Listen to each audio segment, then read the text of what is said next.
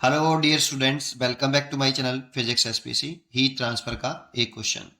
A spherical black body with radius 12 centimetre radiate 450 watt power at 500 Kelvin. If the radius is halved and temperature is double, the power radiate in watt would be। ठीक है, solution. एक spherical body है, spherical black body है, black body, या तो इसकी emissivity 1 होती है। ये क्या चीज है?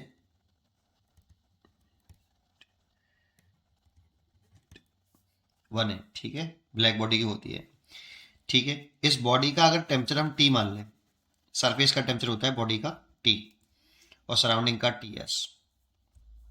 ठीक है, अच्छा, तो ये कह रहा है कि according to Stefan's law, according to, और टी टी एस से ज्यादा होता है, तो अकॉर्डिंग टू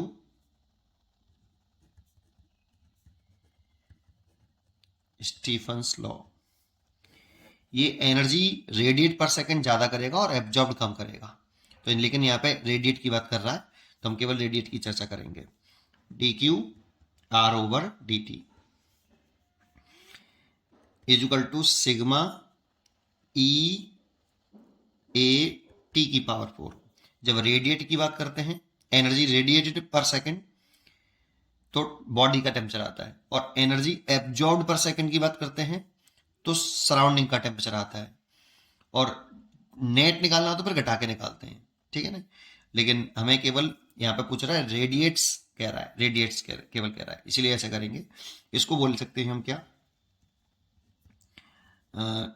एनर्जी रेडिएटेड या heat energy, heat energy radiated पर सेकेंड। इसकी यूनिट क्या होगी पूरे की? जूल पर सेकेंड। इसकी जूल और इसकी सेकंड, या इसे वॉट भी बोल सकते हैं। एक्चुअल में ये पावर है, इतनी पावर रेडिएट कर रहा है, ठीक है ना। तो फर्स्ट केस क्या कह रहा है वो देख लेते हैं कि इस बॉडी का जो टेम्परेचर है ब्लैक बॉडी का, T बराबर 500 केल्विन है और रेडियस 12 सेंटीमीटर है, और ये पावर रेडिएट कर रहा है वो P1 के लेता हूँ,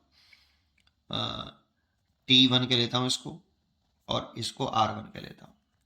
ये पावर रेडिएट कर रहा है 450 वॉट कर रहा है।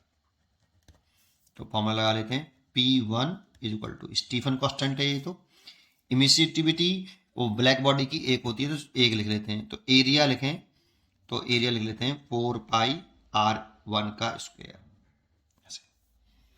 स्पेरिकल बॉडी है इसलिए सरफेस एरिया 4 पाई R1 का स्क्वायर, और टेम्परेचर T1 की पावर 4। ये फर्स्ट केस हो गया। सेकंड केस में क्या कह रहा है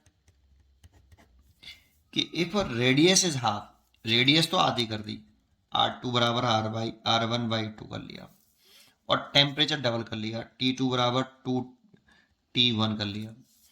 the power radiated in what should be, तो पावर पूछ रहा है P2 बराबर सिग्मा, तो क्वेश्चन टर्म 4 पाई, रेडियस चेंज कर लिया, R2 कर ली है, R2 का स्क्वायर, और टेम्परेचर T2 का पावर 4।